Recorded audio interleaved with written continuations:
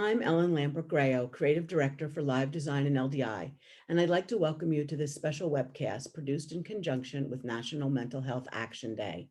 Life in the time of COVID-19 has been extremely difficult for many people, and this webcast provides important tools and resources for mental and emotional well-being developed by the Behind the Scenes Mental Health and Suicide Prevention Initiative.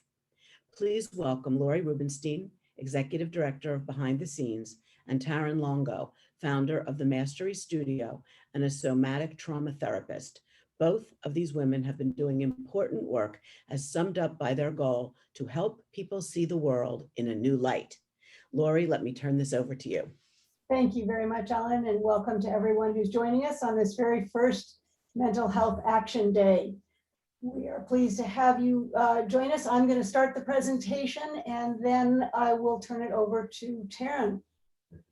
So just to tell you a little bit about our Mental Health and Suicide Prevention Initiative, we have gathered together both industry experts and mental health experts from across all aspects of our industry, from live events, motion picture and television production, broadcast, trade shows and conventions, etc., to develop tools and resources specifically for people in the entertainment industry, and specifically with a focus on those who work behind the camera, behind the curtain, on the road, etc. And what I'm going to do today is cover the tools and resources that are currently available in our program.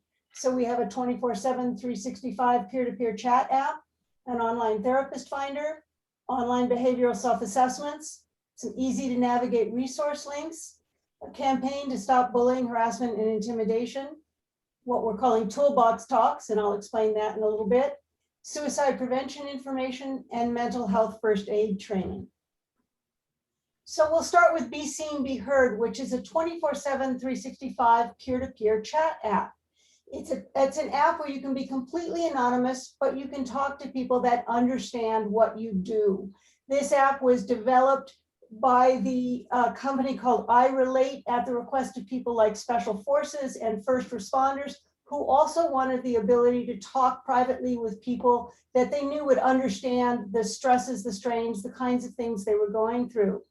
And this was developed so in normal times when you're working, you get home from a gig, it's 1, 2 in the morning, and you've got something on your mind and you can't sleep.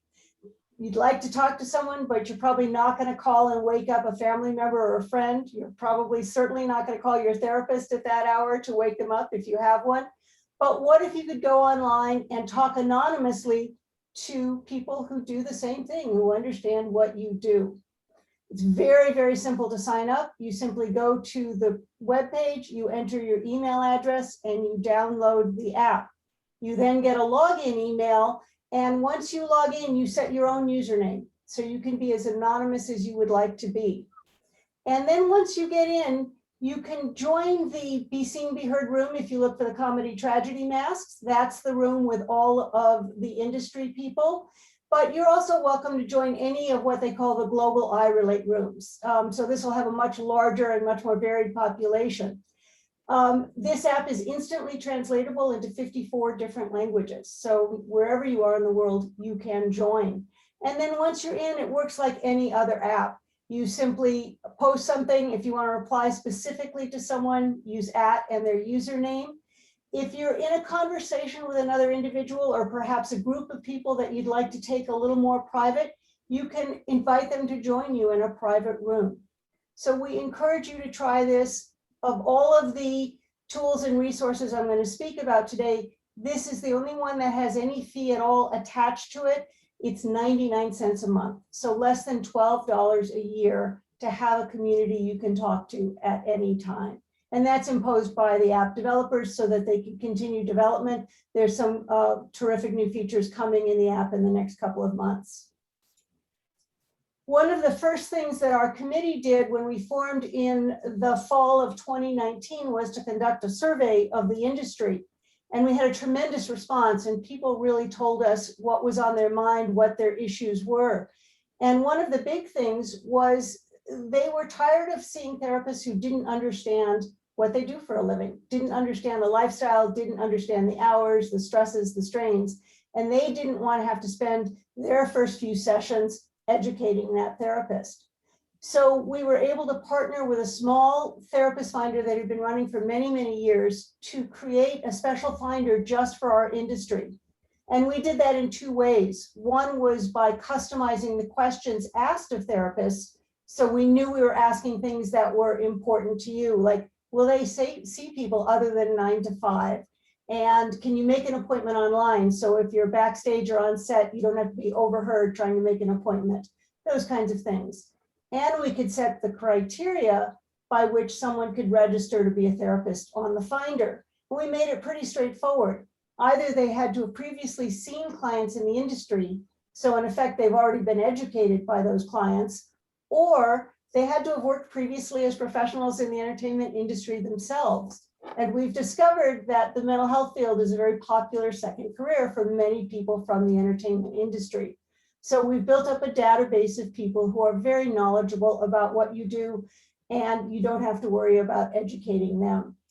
When you go into search, there's a couple of different ways you can search for a therapist. One is you can search either by distance from your home or by state. And right now, when most therapy is happening as teletherapy, I encourage you to search by state because it just gives you a wider choice of therapists.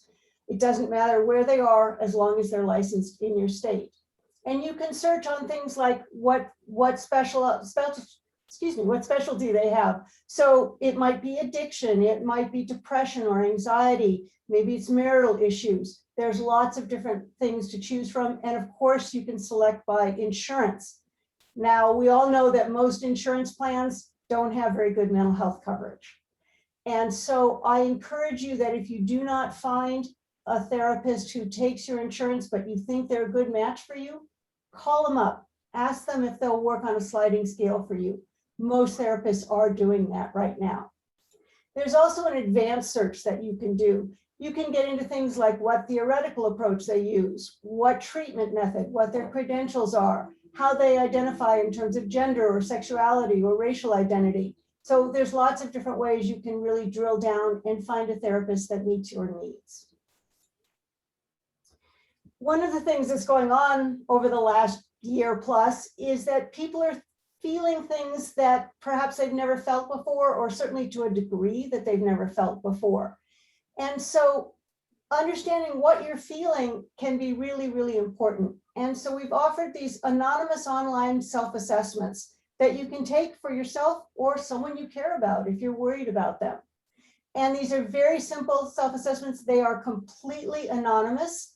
When you log in, you'll have your choice of a number of different ones. If you're not quite sure, there's a wide-ranging one you can take, but maybe you think you're feeling depressed, or maybe you're having issues with eating or with addiction, or maybe you think you're feeling some PTSD. You can take as many of these as you want.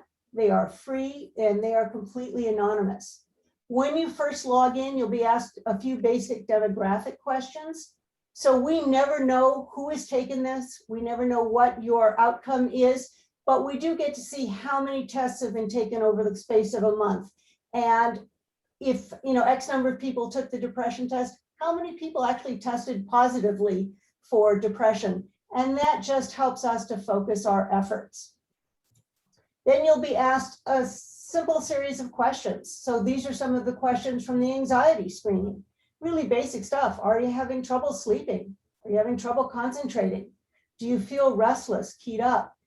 And once you answer these, it's going to give you your results. It's either going to say, hey, you're doing pretty well, or it might tell you, yes, you do have generalized anxiety, or it does look like you're suffering from depression. And then this will give you some good basic information about what those are, and it will lead you to some resources. And one of the things that our committee discovered as we were researching these resources is it can quickly become overwhelming doing internet searches, especially if you're in any kind of distress. You can go down rabbit hole after rabbit hole because there's so much out there. So what we've done is created some very easily navigable resource pages. We've done one set for the US and one set for Canada. And when you go in, we've grouped them in very obvious ways. We've got your 24/7, 365 hotlines, information on suicide intervention, finding a therapist, things on anxiety, depression, etc. And if you click on one, you'll see a drop down with all of the resources underneath. And we've given you just the really basic information to get to the right resource quickly. So how to get to them fast, whether it's a phone number or website, just a sentence or two about what they do. But then you'll see these tools here. We call one knowledge and the other tools, these little icons. The knowledge one means that that site has a lot of good basic information about whatever the subject is. The tools icon means they take it one step further and they actually offer some skills building, whether it's for yourself or if you're helping as a caregiver to someone else. One of the other things that our survey showed was how prevalent bullying, harassment, and intimidation are still in the industry. And we found it went across all age groups, across all areas of the industry, across all gender identities, all sexual identities, all racial identities. And so we have launched a campaign to try to stop bullying, harassment, and intimidation. And this is an ongoing campaign. We continue to develop things, but it starts with knowing what that is. A lot of times people aren't aware that their words or their actions are causing harm to someone else. So the first step is really making people aware of what words and actions can harm. We've created 2 very simple posters to be downloaded, put up on a call board, notice board, anywhere you can. There's a simple one that has a QR code that leads to a more detailed one. And again, it's just putting it into people's heads so they think twice before acting or speaking. If you feel that you've been a target of bullying, there's some information for you, just some very basic information about what you can do in terms of seeking support, how you can safely respond, how you can report your experiences. There's also information if you feel you've been a bystander to bullying. What can you do? How can you assess the situation? How can you intervene safely? So these are documents that can be downloaded off the website. They're very short, very to the point. We've also created a brochure that's really centered around 4 key things. Be informed about what bullying and harassment are. Be aware of your surroundings. Be alert to where it's happening around you. Show support for the target of the actions, and then take action yourself. And so we've identified some bullet points that everyone can put into action to try and stop this. If you're a small company, maybe you don't have an HR department, but you'd like to create a policy, we've created a sample policy for you. We've done the research. You will, of course, have to check any laws, regulations in your municipality or in your state, but this will give you a good template to get started with. And it goes through all the different steps you need to put a policy into place. Excuse me one moment.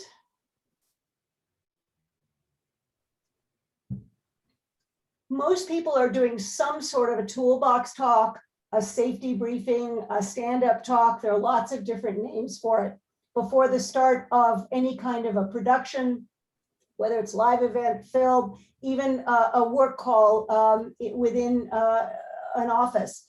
And typically mental health language is not a part of that, but we want language about mental health to become a regular part of that.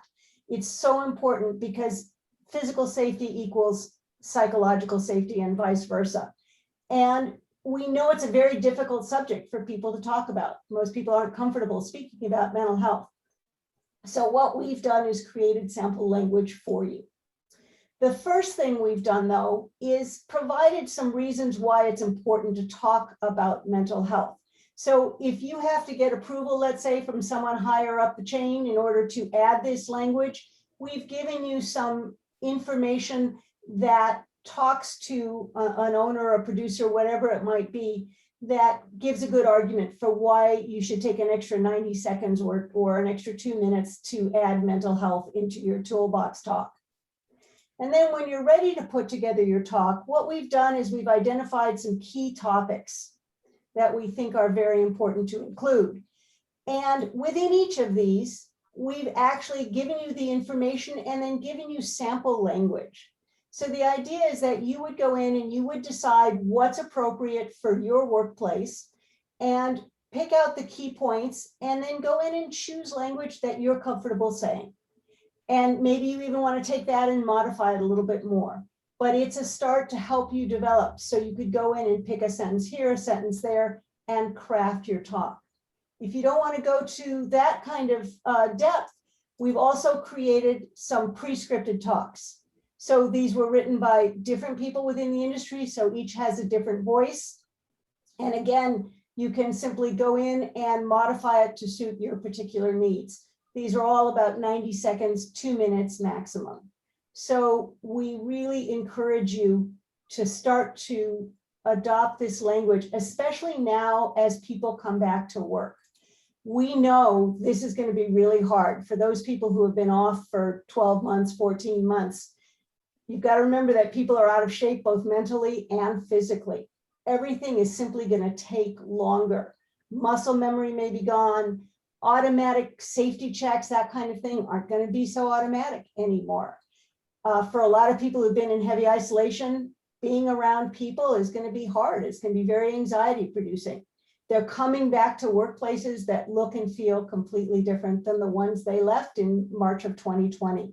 So by introducing language now about mental health, it lets people know as they're coming back to the workplace how important you consider their mental health to be, that you are concerned for them, you want to create a psychologically safe space. It's really important to check in on people more frequently to see how they're doing and encourage the people that work for you to check in with each other. The Be the One to Help Save a Life campaign is run by the National Suicide Prevention Lifeline and its partners, and we have joined that campaign. And there are really 3 key parts to it. So the first one, of course, is to know the warning signs. Now, I'll get into these in detail in just a moment, but what I want you to know is that these posters are also available for download off of our website. We've got them in 3 different languages, different sizes. We've kept the design very simple so you can easily print them on a printer at a production office or a home printer. Be sure if you're in the US to grab the US version, which references the National Suicide Prevention Lifeline. If you're in Canada, it will reference Crisis Services Canada. But what are the warning signs? Some of them are really obvious. Someone is openly talking about killing themselves or wanting to die. Some of them may be not so obvious. Maybe they're searching for ways to self-harm. Maybe you come across them and you see them on their computer searching for ways to self-harm. Referring to others being better off without them. Particularly now during the pandemic, it's very tough because people who have been providing for themselves or their families maybe are no longer able to do so, and the family is really underwater financially. They can't pay their bills. So there's a lot of guilt and shame that goes along with that. People feel they're a burden to others. People acting anxious or agitated is a sign. Increased use of alcohol or drugs is very worrisome because we know it's already a big problem in this industry. So you want to keep an eye out for that. People who are sleeping more than usual or can't sleep at all. Extreme mood swings are a big deal. And something that's been called to my attention recently is if you have a person who's been particularly depressed and particularly down, and all of a sudden they seem very happy and very peaceful, you want to find out what's going on. Sometimes that can mean they have made a decision to end their lives, and that's why they're at peace. So you want to be alert to that. Another big one that's frequently missed is the last one, the wrapping up loose ends. And I have heard many stories across the industry of a stagehand giving away their tools and no one picks up on it. The only reason a stagehand would give away their tools is if they're retiring or they're moving into a completely different industry. If that's not going on and someone starts to give away their tools, start asking questions. Find out what's going on, because I've talked to too many people who didn't and have really regretted it. So if you know the warning signs, what do you do next? Well, there are really, before I get into that, let me just mention this, particularly in times of social isolation, it's really more difficult if you're not with someone to see some of these signs. But if you're communicating with them by text, by video call, by phone, or seeing postings on social media, look for changes in how they're thinking or feeling. And you can tell by the language in the text, the time of day they're posting, the tone of it. So keep alert for that. There are 5 basic steps that everyone agrees are the correct steps to take. They're really straightforward. Ask, be there, keep them safe, help them connect, and follow up. But what do those really mean? Should you ask? Isn't that going to make things worse? So what we've done is created some very practical guidance for each of the 5 steps. And I'm just going to take a moment and walk you through this. Don't worry about reading all the slides. This is available for download on the website as either a PDF or a PowerPoint. All of the research shows that asking will not encourage suicide. In fact, it's the right thing to do, because what it does is it gives the person permission to open up and talk about what's on their mind. It tells them that you care. But there aren't any magic words for you to say. You just have to use words that feel honest to you. And especially now during the pandemic, you want to pay attention to people you know who may have already struggled in the past with any kind of emotional distress. Reach out to them frequently. Don't wait for them to reach out to you. You want to trust your observations and you want to reflect those back to the person. You seem sad to me. You seem troubled to me. Are you thinking about hurting yourself? You're not going to put that idea into someone's head if it's not already there. Don't worry about that. It's important to ask open-ended questions rather than yes, no. You want to get them opening up. You want to get them talking. The more they talk, the more they can unburden themselves, and the more you can learn perhaps about what their issues are, what their plans might be, and that makes it a little easier for you to try and help them. Listening is every bit as important as asking the questions. You want to always take them seriously. Don't dismiss or contradict. Don't be judgmental. And one thing that's really hard is you want to help them focus on their reasons for living. It's really common for us to say, well, I think you should live because, or I want to live because. But you've got to find out why they would want to live. What are their reasons? If a person seems really intent on taking their life, you've got to find out how they're going to try and do it and how far along they are. If they've already got a loaded gun in their hand, if they've already taken the drugs, you have to call 911. It's all about saving their life. And I've had a lot of questions that say, if you call the National Suicide Prevention Lifeline, all they're going to do is call the police to come out. And I asked that question directly of the executive director, and he said, no, for them, that is also an absolute last resort. They will only do that if they believe the person's already begun the attempt on their lives. So don't hesitate to call. So you want to be there for the person. Now, we've had a lot of people tell us, I don't think I'm emotionally strong enough to be there for someone who's going through that. And that's okay. Don't commit if you can't, but don't just walk away. Find other people who can step in and offer support to that person. That's really important. In our survey, we had a question that said, what would prevent you from reaching out to help someone you thought was in distress? And the possible answers were things like, I wouldn't know what to say or do. I'm afraid I might make things worse. I wouldn't know what resources. I'm afraid I might hurt my relationship with that person. And that got the highest response. Well, you know what? If that person's not there, you no longer have a relationship to worry about. It's all about getting them through the crisis. You can mend that relationship later if you get them through that crisis. And in fact, if you do get them through it, they're going to remember it was you that was there for them during it. But it's all about saving their life. If you're worried about someone, check in with them regularly. If you can do a video call, that's great, because you can see what they look like. Do they look like they're taking care of themselves? Are they getting up and getting dressed and showering and grooming? What do their surroundings look like? Are they a mess, or are they keeping them in pretty good shape? Are they so antsy that they can't sit still and have a conversation with you? So you can learn a lot from that. Keep them safe. They're going to ask you to promise confidentiality, and you can't do that because you have to get them to help. So remember that. The whole goal is to put time and space between the person and their lethal means. If you're there in person with them, ask if you can hold whatever it is. Can you hold the drugs? Can you hold the gun?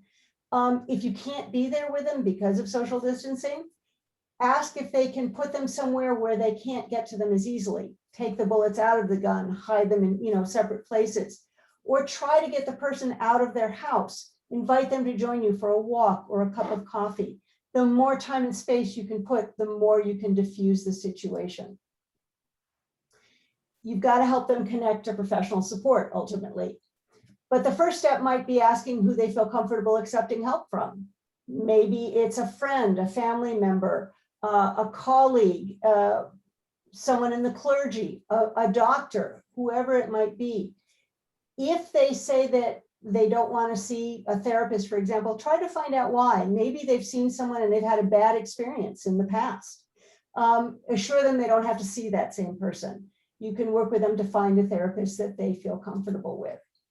But you've got to connect them to help. Encourage them to make that phone call. You'll be there right beside them when they do. If they won't make it, tell them you need to make it on their behalf, but let them know what you're going to do and what you're going to say so that they don't think you're going around behind their back. Work with them to develop a safety plan. So if you can get them through this crisis, you want to have them be able to identify when they're spiraling downwards early so they can help themselves sooner, reach out sooner. Have a list of individuals to contact that they know will provide support to them if they feel they need it. You want to follow up. That's really critical. And it's more the quantity rather than the quality.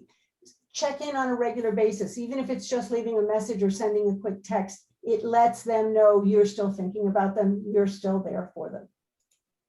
And of course, if you help someone through this, you have to take care of yourself. It can be very exhausting emotionally, and you want to make sure you have support for yourself. So gather around a support group for yourself as well to help you get through this. So know the warning signs, know the 5 steps to take to help save a life. Don't wait till someone's in crisis, learn those now and help spread the word to others that this information is out there. Download the posters, post them on call boards, notice boards, everywhere you can. Really important to get the word out because we know suicides have been on the rise in the industry. We've recently launched mental health first aid classes. Mental health first aid is an internationally recognized certification. It was started in Australia. It's now in about 25 countries around the world. And it helps you gain the skills to reach out and provide help to someone with either a mental health or substance use problem and get them to appropriate care. The course is a 2 to 4 hour self-paced study course followed by a virtual instructor, live instructor-led session that includes breakout rooms and working through scenarios and that type of thing. And that results in a 3-year certification as a mental health first aider. So it covers common signs and symptoms of mental illness, substance abuse, how to interact with someone who's in crisis and how to connect them with help. And it covers what they call the ALGE action plan. So how to assess for risk of suicide or harm, how to listen, how to give reassurance and information, how to encourage professional help and encourage self-help. You can register for the classes. They're offered at a variety of dates and times. We just posted our dates for June and July. The classes sell out quickly. There's only 20 per class. So encourage you to go. Those who have taken them have responded very well. They've said that the information is extremely valuable. So all of this that I've spoken about can be found on our website at btshelp.org/mental health. You can always email me for information at mh@btshelp.org. I'm available to do this presentation. If you have any kind of a group at all, I'm happy to come and do a virtual presentation for your group. So Ellen, I'm going to pause here before we move on to Taryn and see if there are any questions. Yeah, I have a few for you. For the Be Seen, Be Heard, that first app you were talking about, is that to talk about industry problems or any issues that you're having in your life, personal issues? It's really designed more for personal issues. Certainly I've seen people talk about industry issues and it can be used for anything that's on your mind. And we encourage those who might say they're doing really well and they're fine to go on as well because they can be there to provide support for others who might be struggling. Maybe you've already been through something, whether it's a work issue or a personal issue that someone's going through right now, and you can offer some words of encouragement. So it really can be for either. Okay, and how are you funding these initiatives, and can people help if they can afford to? Absolutely, they can help. Thank you, whoever asked that. Donations are absolutely most welcome. This is how it's being funded, is with donations from the industry. I will mention that for the mental health first aid classes, there are scholarships available. That's $125 per class. If you are a member of the IATSE, you are eligible for reimbursement by the Training Trust Fund.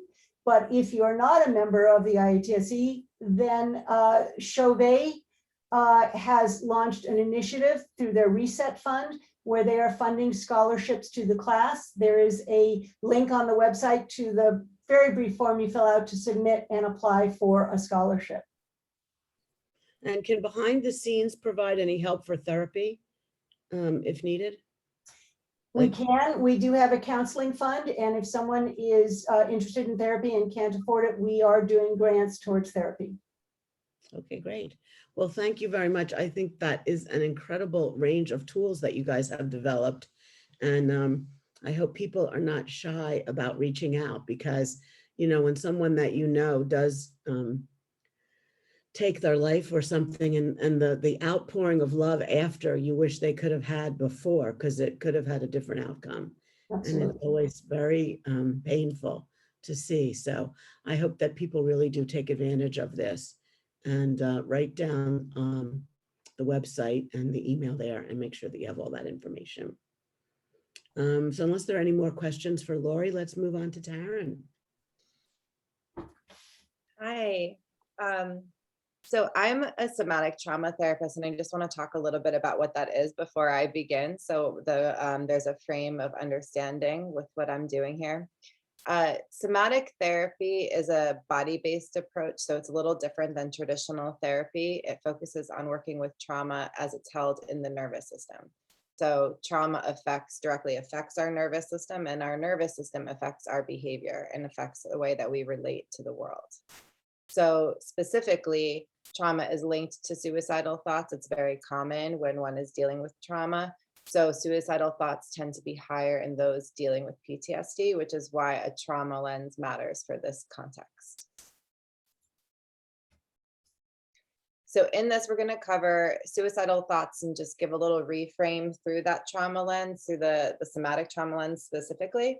Talk a little bit about what trauma does to us, some tools for anxiety and depression, and ongoing tools for self-regulation, as well as immediate ones that you can use right in the moment if things get really intense. And then we'll take a little look at resilience. So reframing suicidal thoughts is, for me and the work that I do and what I see in my private practice, it's one of the most important things, because this frame can actually help us understand ourselves and not be so taken away by these waves of suicidal thoughts. Like I said, they're really actually quite common, and that's not to minimize the danger of them or the risk of them, but just to normalize that when we are going through very, very overwhelming hard times, that is a natural thing that often comes up for people. So when you're coping with PTSD, if trauma had like a phrase that it could use, it would say never again. So our trauma responses, like when we go into our coping mechanisms, our self-protective mechanisms, trauma says never again will I let the thing that hurt me. I'm never going to let that happen again. So oftentimes these suicidal thoughts, they come up because they don't want any more pain, right? It's like a way that we're trying to protect ourselves from feeling more pain. So when Lori said, you know, if you notice that people are feeling at peace and they've been struggling for a long time, that could mean that they've decided that they want to end their life. Well, why would that give them peace? Because they're trying to save themselves from the pain, right? Because the pain is becoming so much to handle that they're looking for some kind of escape from that, some kind of coping mechanism. Trauma is often linked with helplessness and powerlessness, because when trauma happens, usually there is a lack of control and we are not able to have autonomy over our lives or our bodies or whatever's going on in that moment. So the lingering effect of that can often be that helplessness and that powerlessness. That's part of what kind of stays in us. So oftentimes suicidal thoughts can have this component of it of like, I feel shame, I feel powerless, like this helplessness to it. And so we're trying to protect ourselves from ever letting something hurt us again, right?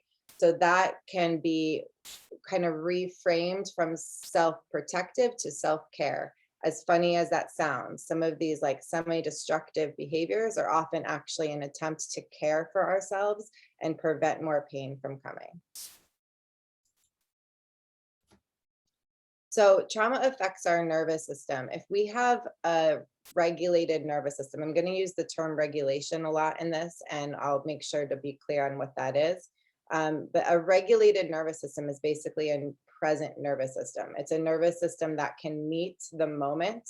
It doesn't mean you have to be calm and zen all the time. Actually, that wouldn't be appropriate. So what is a present nervous system is a nervous system that can match whatever is needed from it. So that sometimes might mean like action, mobility, that sometimes might mean that more calm state, but it's a present state where you're able to respond with your full capability, like your full systems capability. When trauma happens, again, it happens often when we're powerless, we're overwhelmed. If you look at the pandemic as a great example of an unfolding trauma, especially for this industry, it's like the rug being pulled out from underneath you. It's an overwhelming event that you don't have power over. And it can also be things that chip away over time. There can be like small things that over time contribute to this overwhelm. So maybe it was okay at first for you in the pandemic, but as time went on, you noticed some shifts in how you're holding it. That's really normal. And what it does, that overwhelm, is it dysregulates our nervous system. Our nervous system is kind of like an alarm system, and it's trying to tell us danger, danger, danger, right? So it's not correct a lot of the times. But when we're overwhelmed, our nervous system goes into dysregulation, and that like alarm starts going off in different ways. One experience of dysregulation is the fight, flight, or freeze survival response. And so I think that people nowadays know a lot more about fight, flight, and freeze, and it's a little bit more like understood out there. And at the same time, we don't necessarily know how that's affecting us. So this is a really important piece. If we go into survival mode, we are no longer present, and then that kind of contributes to all these other issues. So we start trying to look for our coping mechanisms, which are pain management, really, right? So sometimes that's drugs, alcohol, shopping, all different things. And sometimes it's suicidal thoughts. So that can be seen as a form of pain management. Looking at anxiety and depression through the body, again, this is a somatic approach, and there's many other approaches that can kind of work in collaboration with this approach.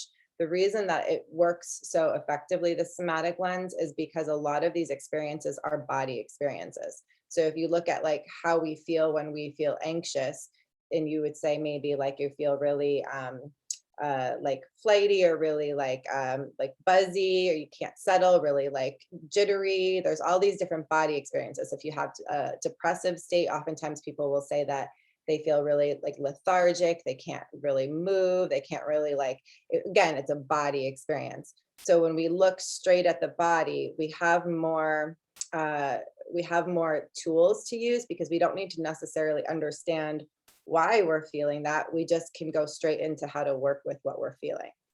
So I like to say that anxiety and depression, oh, sorry, can you go back, Lori? Lori has control of my slides, by the way. So I like to say that anxiety and depression are two sides of the same coin, the coin being overwhelmed. So that's that rug being pulled out from underneath us, or just like being chipped away at over time, and it's just too much, too much. So fight and flight, that part of survival mode, is what we call a high activation state. And it's like your nervous system being set off. It wants to act, it wants to run away, it wants to fight, it wants, all of these different experiences. And often it can be expressed as anxiety, panic, rage, etc.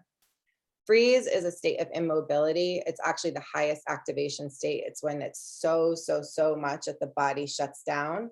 And that can come from perceived life threat. So that can be even like loss of financial security, things like that. It's not always like a physical attack on the body. It can be an attack on our survival as humans, right? And so if our job, for instance, the lights go down in the industry, that can be a perceived life threat, actually. So it can put people into a shutdown state. And that shutdown state can be like depressive state, feelings of disinterest, feeling down, feeling numb, that kind of like can't get out of bed kind of feeling, or just kind of disconnected from life feeling. Now you can switch. Thank you. All right, so working with anxiety. Again, anxiety is that like high activation state. It's the fight flight part of our nervous system igniting. And so what I try to do with people is to encourage them to notice it and track it and be with it, as funny as that sounds. Usually we try to run away from it in different ways. But the thing about that activation is that it's the alarm system going off telling you that there's a threat. But oftentimes there isn't actually a threat. So when you sit with it and you actually notice it, and when I say track it, it's like going into it rather than moving away from it, quite literally sitting with it or standing with it for a few seconds and just noticing, okay, my body is going through this right now. My body is buzzing right now. I feel all this anxiety in me. And that is a really important first step to be able to work with it. I encourage people to use resources. That's what we call in somatic world, things that kind of deactivate us, the things that kind of bring us back into ourselves. And when working with anxiety, it wants to be specifically something that will deactivate. So some people use things like breath. You can use breath work with it. You can just do long, slow inhales and exhales. But you could also do things like some people like weighted blankets at night to be able to sleep more if the anxiety comes at night. Sometimes there's smells, music, there's all different things that you can do that bring you back into yourself. So learning what those things are will help a lot. Meditation and breath in that moment can help. Getting outside, feet in the earth, nature always helps. It's very, very regulating to go outside and even just look up at the sky for a moment or look at a tree. And these are things you can do in a quick moment too, if you need to. They're not necessarily, you don't have to go on a long hike, although that helps. Reaching out for support and leaning on community, especially in this industry, from my experience working within it, there is a great sense of community. And I do encourage everybody to lean on that, because again, anxiety is a perceived threat. There's something that feels threatening. So if you can lean on people that feel safe and good to you, then your system can co-regulate to them. So if they're feeling good, they're feeling calm, your system will start to calm by default. So see who's around you. And that's super important too for what Lori was saying around helping people who might be going through a hard time and having suicidal thoughts. Your simple, calm presence is oftentimes enough, actually, because people can co-regulate to that. Okay, next. Feeling low and depressive states. So these are kind of a form of a freeze state. It's that numb, shut down kind of state. And this is a good space to really try to work with your body to shift your body, but you want to work in little bits at a time. Like I said, this is the highest activation state. So oftentimes as we come out of a freeze, we feel that anxiety that we were shut down from. So if you can know that ahead of time, okay, as I'm working to bring myself out of this depressive state, out of this low, out of this, this freeze state, I'm going to feel a bunch of activation rise. I'm going to feel what feels like anxiety. Then it can help you to plan ahead to kind of work with that. So you're kind of working with yourself. Again, the two sides of the same coin, right? You're working with your body coming back out of overwhelm. You can switch. So immediate tools. These are some tools that you can use in the moment. So a lot of times anxiety can rise so much, activation can get so much that it can go into a panic. Oftentimes also anger and rage can rise really high, especially in a stressful environment, especially when you're going back to work right now. Like Lori said, you're going to be going back to work potentially in a very different place than you left it last year. And that in and of itself can be unsettling. There's new rules, new restrictions, there's all these other things going on, and it can just feel unsafe. And that's, sometimes accurate, right? Like sometimes it actually is this safe? Is this not safe? Like sometimes that alarm is right, but it just goes off too much, and so we want to learn how to ground ourselves in that moment. So orientation plus is the orientation part is bringing your nervous system back to the present moment. So when our nervous system is ignited in a fight, flight, or freeze, we are no longer in the present moment. It takes us back to the then and there of some other trauma that happened. What we want to be is in the here and now, right now, where in this moment, everything is okay. So orientation is a way to bring yourself back into the present moment. And one way to do that is to use visual orientation. And you can look around 360 degrees in the room that you're in, and then just let your eyes land somewhere and start describing it to yourself. Choose something that has no association, no negative or positive charge to it. Like I might choose this basket right here, and I might describe it to myself. The basket is a woven basket. It's a light brown, it's in the top shelf. And it sounds really silly, but when you do that, it brings your awareness back into the present moment, and then your nervous system will regulate more. If visually doing that doesn't work, if it's too stimulating or there's too much going on, you can use tactile orientation, which is like I might grab a blanket or something soft and I might feel this and just notice what it feels like in my hands. And that can work really well for some people.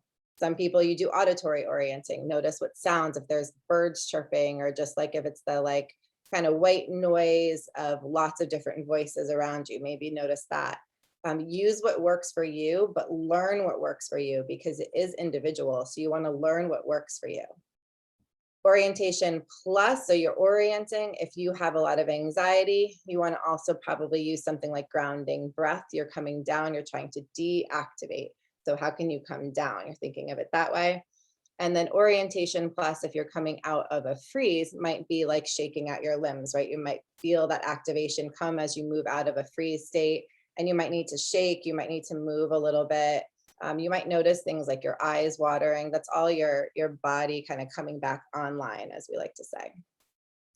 So as your body comes more into presence, that's a good moment to start working with your thoughts. When we are in our survival mode, our thoughts, our rational mind just goes offline.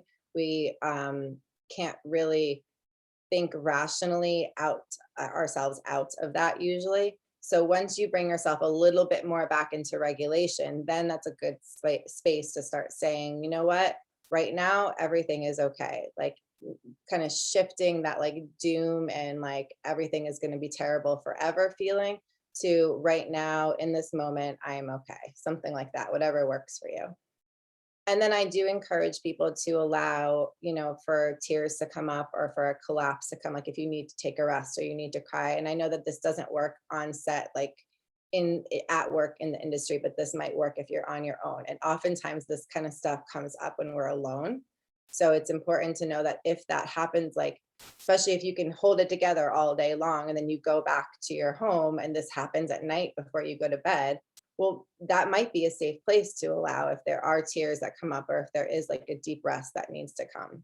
Crying is a way that our body tries to regulate and discharge some of that trauma energy. And so it is really healthy and regulating to allow it, but it's hard to do so. So if you have that privacy and can do it, I do encourage it.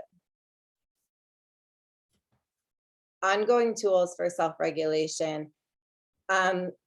These are really important because while we want to know what to do in the moment, we also want to work with ourselves to try to kind of shift our baseline so that we don't have as many occurrences of those like higher fluctuations. One way that I will kind of describe the way our nervous system works is a little drawing that I do. So just excuse my drawing ability, lack thereof. And this matters for our ongoing self-regulation. So I want to just give a little context. So we have what's called a window of tolerance, which is like our capacity to handle life and what life is bringing to us. In a non-traumatized body, our window of tolerance, like we are able to just go up and down. Life can be difficult, exciting, challenging, sad, all the different things that life as a human is, I don't know what the right grammatical is. And we can handle it. We can go right in here, like we're in our window of tolerance. We can go up and down in the whole spectrum of life experiences, but we stay out of overwhelm. We have the capacity for all of that. When we are dealing with a traumatized self, a self that is, I'm gonna use this pen, a self that is already in overwhelm, that's already outside of capacity, then when those fluctuations happen, normal life things happen, normal work things happen, rather than staying in our window of tolerance with it, we will jet way, way, way out of capacity and into overwhelm. So way into high activation, panic, rage, all of those things, and then way, way down into depressive states, lows, those kind of feelings there, the freeze state, right? So we kind of go up and down like that, and we just like jet out of our window of tolerance. So when we're working with ourselves for self-regulation, these ongoing tools, we're also working with ourselves to over time build our capacity and build our window of tolerance. It's almost like creating scaffolding to like hold us in the life that we have to deal with. So first of all, acknowledging challenges and trusting in that capacity is essential. If we don't acknowledge that there are challenges, if we don't acknowledge that it might be hard going back to work, or it might be hard that we're not back to work, or whatever the stuff is that we're dealing with, then how can we have a trust in our capacity to handle it? So we have to be able to acknowledge it first and have like a trust in ourselves that we can do this. Developing the ability to observe and track ourselves is really important. That is being able to notice when we're fluctuating like this, like when we're jetting up and down, like what's happening with us. That's the ability to sit in anxiety for a moment, and rather than running away from it or believing it so much, can we track it and observe it? In somatic work, we talk about like having an observer there. Like, can we observe what's happening in our bodies so that we have some mastery over it? Create and work with a list of resources. This is really important and really, really useful. It brings you back into presence when you utilize those resources, but a lot of times we don't have kind of like awareness or consciousness over what those even are. Like if you're asked it, you might be able to say, oh yeah, this, or this really helps me, but we don't really always know those things ahead of time. So I suggest working with a list of resources, like what are the things that bring you back? Does going out into nature help you? Does yoga help you? Does meditation help you? Does working on your craft help you? Does being with family help you? You know, are there certain songs, music? Is there playing an instrument? I don't know, all sorts of things. It could be anything that makes you feel like yourself again. And if you don't know what that is, sometimes you can ask yourself the question, what was the last time? When was the last time I felt the most like myself? And you can kind of look at that, like, what was that? What was happening then? And what did that feel like? So those resources can kind of bring you down from the anxiety and can kind of bring life back into you from those feelings of depression. So I really suggest that, looking at what those resources are. Bookending days with simple routine, utilizing those resources. So I don't mean just to have like a morning routine and be productive. I don't mean that kind of thing, but rather like, you know, how can you wake up and do something for yourself that brings you back into yourself a little bit more? Mornings can be really hard for people, and evenings can be really hard for people. So if you give yourself some extra support using those resources, using what's right for you, then that can help over time to have a more regulated state consistently. Exercise and daily movement also is really important. I acknowledge that it's very difficult to do both in the industry and if you're somebody who's just dealing with a lot of overwhelm or a lot of trauma. It's actually really hard to mobilize yourself to do those things.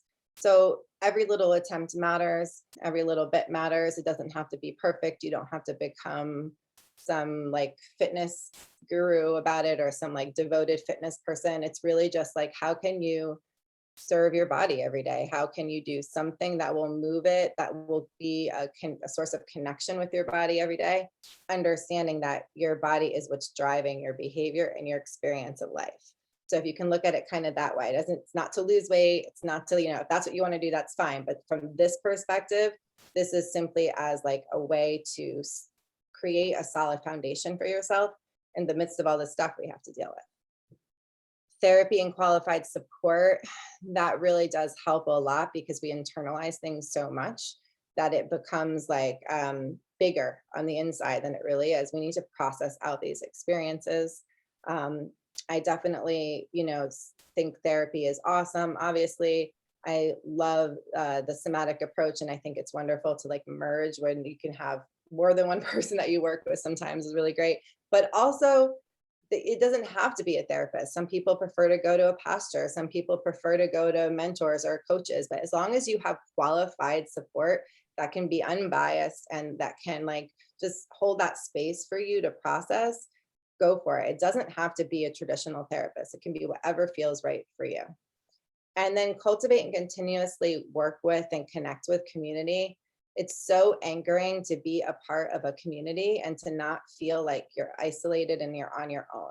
And that's not always easy to do. And it's especially been difficult during the pandemic.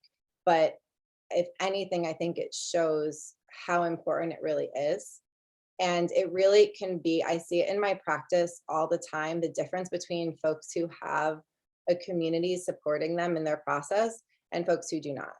And it's really, really a huge difference. So if you don't have community, maybe ask yourself how you can build it. And you can. The thing to remember with trauma and all this stuff is it's a very I can't state.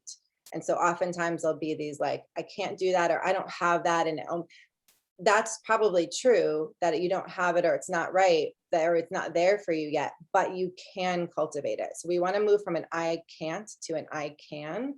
And some of the things that can really help us can also be like when you're in a state of trauma, can almost be like you can almost have an aversion to it. But I want to invite people into that aversion and say that aversion itself can often be a trauma response. So if you can just work with it in little bits and pieces and have compassion for yourself, you'll see movement over time. And the importance of resilience can't be understated because we are innately resilient. And all of this work, everything that I'm talking about, is all intended to work with that innate resiliency. Like we are actually designed to overcome that trauma and work through that trauma. And post-traumatic growth is a very real thing that people experience when you work through it. And it's quite remarkable.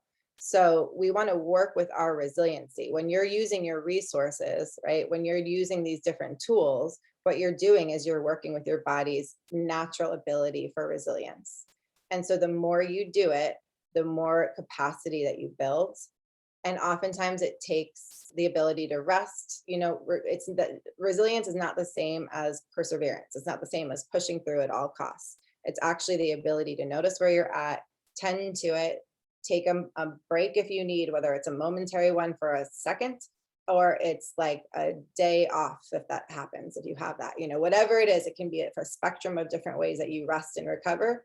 But it's important to take that time to pull back, notice where you're at, and then move forward. So you're not just pushing through in survival mode. And that is how we build our capacity over time. And just remembering compassion and understanding this stuff is hard. It's not easy what any of you are doing in the industry. And your industry was hit very, very hard, harder than most. And so that's not easy.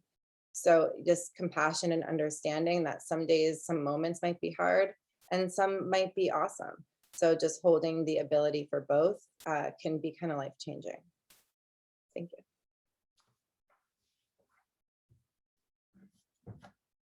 Thank you, Taryn. Yeah, yes. And first of all, I'd just like to thank you. That is really such important information, and it's so hard to sort of digest it all. That it would be great to share this with people, going forward. But do you develop individual personalized programs for people that work with you? Yeah, I do. I mean, I'm a somatic experiencing practitioner, so I'm trained in somatic experiencing mainly. I have a lot of other backgrounds and trainings that I incorporate into it, but the main modality that I use, the main approach that I use is SE. And with that, it's very tailored. So it's very much like how that particular person's nervous system works. And it's very much individual in how I go about it. And it Okay. also changes with phases too, because people come in a certain place and it does shift. And so the work shifts over time. So how do you like some of the things that you like, if you go to comfort zones and you find that it's, a nice warm drink before you go to bed at night or food, how do you avoid addiction to try to like if you're avoiding trauma, but you might fall into a different problem? Yeah, I think that's a little different. There's coping strategies and then there's utilizing resources to come back into presence. And those are different things. And people do very often use coping strategies like drugs, alcohol, etc. And that's to kind of escape it. That's almost like to dissociate away from the pain. The resources allow us to actually feel the pain and feel safe while doing it. So we want to be able to hold what life gives us. And sometimes life is hard. So it's not about making it not hard anymore. It's about allowing ourselves to have the capacity to be with it so that we can process it and then move on from it. Trauma is stuff that just wasn't processed really. It's like we stay in those coping mechanisms. So the trauma just continues. It's like our bodies don't get the signal that it's not happening anymore. Right. So the solutions seem very rational, but sometimes you're in an irrational. Yeah, traumatized, like a trauma response is by nature a irrational state because we don't have our rational mind online when we're in survival mode. And so what I say to people is to work with like micro moments. So if you're using a resource that feels good, like perhaps you're able to go out for a walk and you're able to look around at the trees, and for a moment you feel good. For a moment you feel connected, you feel present, you're just there with the trees. If you can just assimilate, just absorb that micro moments, like just a little moment of being okay, our nervous system can build off of those micro moments. So it doesn't have to be some sweeping, wonderful experience that lasts all day. And then it just these little moments of feeling okay and really taking the time to feel that. And that will build over time in our body. Just it's really amazing, and it's so deep. It's like there's so much information here. It's It's a lot. One of our attendees said these speakers are outstanding, truly, and then had a two-part question: access to the recording, and can they reach out to you to speak directly with their company? Absolutely. If they want to contact me, and I'm available at most any time. Taryn is obviously less available because she has her private practice, but we can certainly try to organize something. I'm happy to speak to any groups, and whenever we can, we bring in Taryn whenever she has availability. Great. So And the emails on the screen here are how people can reach you. Yeah. The mh@btshelp.org goes directly to me, and so I can respond right away. And we can say that at least the behind the scenes portion of this recording will be online for on-demand viewing. And we'll see with Taryn whether her part is available or not, or whether people should reach out to her privately. And I'm happy for anyone to reach out to me. The one thing I do say is that if there is an urgent matter and an emergency thing, that I'm not the emergency contact, because sometimes that has happened where something like in a really heightened state, somebody might reach out to me, but I have about a 24-hour response for emails because of my schedule. So I just want it to be clear that if there's any concern for safety or anything that you're feeling that's really, really intense, I'm so happy to work with you ongoing. but please do reach out to immediate support that can be there for you quicker in the beginning. Because especially before I even get to know you, I'm not that emergency contact yet. So I just want to make sure once I'm working with somebody, I am available for that stuff, but I can only be available for that when I have that relationship with somebody. Right. And did you say that on the behind the scenes page, there are suicide prevention hotlines Yes. and things like that? Absolutely. If you go to our resource page, there are the hotlines, as well as many other direct links. You can also email me and I will try to connect you with someone. Yeah, Terrific. those hotlines are excellent too. I really want to suggest those. Those are really wonderfully trained people who are answering those calls. Yeah. And I'm happy Great. to connect and make, it's just that I have a little bit, it will often take at least like a week or two sometimes to get people in. So I just want people to be aware of that. Okay, there's one other question about bullying. The question is, I am worried that it can open a can of worms. Does that mean that I, as a leader, might be a bully if I feel that sort of fear? Can you explain that? Lori, maybe you understand that more, but I need a little more I clarification. think the person means that they say they're afraid it will open a can of worms. Does that mean that they might feel that they're in a bullying situation because they're afraid of what they might be saying or doing? If they're afraid that they're the bully?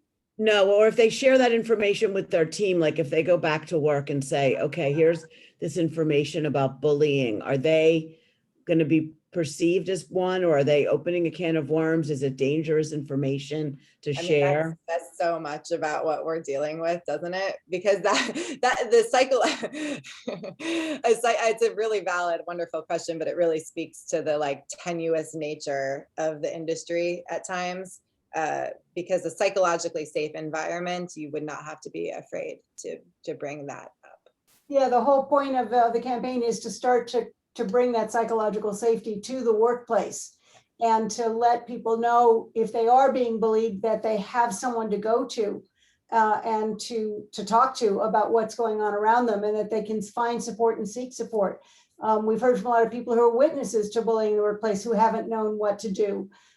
So it's not opening a can of worms. Hopefully what it's doing is ultimately creating a much safer, much healthier workplace. You know, it's really interesting because we have the diversity scholarships, the diversity and design scholarships. And when you read a lot of the applications, a lot of these people probably, some of them, they don't actually say they've been bullied, but you can there's an undercurrent there because they're from certain underrepresented communities, which quite often is the LGBTQ community or some ethnic minority, or just women who feel that they've been bullied in certain situations because they're in a man's world. And I think it's just such important information to get out there and share, that I think that the participant who asked that should really, like you said, create an atmosphere where people know that they're safe. And the bullying takes many forms, as I mentioned it. We heard about it from across all ages, across all identities. It can be the kind of thing, this is very common, of someone being harassed to come out with everyone for drinks after a call when they don't want to. They just want to go home. They don't want to drink for whatever reason. But, they're ostracized because they don't go to the bar afterwards, or those kinds of things. It can take many, many different forms. And so what we're trying to do is raise awareness about all those types of forms that it can take, and give people the tools to respond in a safe way, and to make management more aware of it. It's probably, oftentimes it's happening and they're not aware of it. So it's to make them more aware of what's going on, and to help them try to create a workplace atmosphere where that isn't tolerated, and where the people who are either witnessing it or targets of it can come forward and speak, and there's solutions that can be worked out. That's what that whole company policy is about. We're also developing some training on that issue as well. So this is for us very much an ongoing campaign, because we realize how prevalent it is in the industry and how many different kinds of forms that it does take. So if that person wants to reach out to me, I'm happy to have a further conversation with them. Great. There's one more comment that says, as a crew lead, I have found it very helpful to start a job by humanizing the environment, leading the crew, letting the crew know that I realize we all have bad days and it's okay to come to me as a resource or to be honest about their mental state, especially with rigging. I'd rather figure out how to help you clear your head than have a potentially unsafe final product. Just knowing it is a safe environment has increased overall morale. This was especially true on installs during the lockdown when it was their only job in months. So yes, absolutely. I think that's a great way to put it, humanizing the environment and making people really understand that there is someone to go to. Exactly. That's what these toolbox talks are all about, is trying to do just that. So thank you very much for taking the lead and doing that. It does make a real difference in the work environment. It really does. And it's a way, if you can look at like maybe that more toxic approach where it's like really intense and more aggressive and wanting to control or micromanage, that kind of thing, that actually also is a threat response. So being able to like pull back and just say like, okay, if there are issues, let's deal with them and let's talk about it. It's so preventative for more issues down the line. It's really worth the effort to pull yourself into that space where you can do that as a leader. And because it will definitely pay back a lot by doing that. Right, especially in this industry where the work is physically demanding and can be very frustrating at times. There can be long delays. You can, the truck might not get there on time. They've sent the wrong gear. I mean, there's just an endless number of scenarios in these things. And you certainly don't want someone who's in an unsafe mental state going up on rigging. That's for sure. No. And we really want to stress this concern about, as people return to work, just to remind people that they're not going to come back and start at 100%. It's just not possible after you're being off. People just won't be in shape again, either physically or mentally. And so think about planning, it's going to take longer to do all tasks. The COVID restrictions and the COVID protocols are going to play a part in that, in terms of things taking longer, but just people within themselves are going to take longer for the physical actions and to think about what they're doing. It's going to take more thought to do what used to come automatically. So try and plan for that. Plan for a longer call or more days or whatever it's going to be required. If you push people too hard when they first come back, it's going to take a huge toll physically and a huge toll mentally. And we don't want to see that happen. It's interesting too, because it's been financially difficult for a lot of people.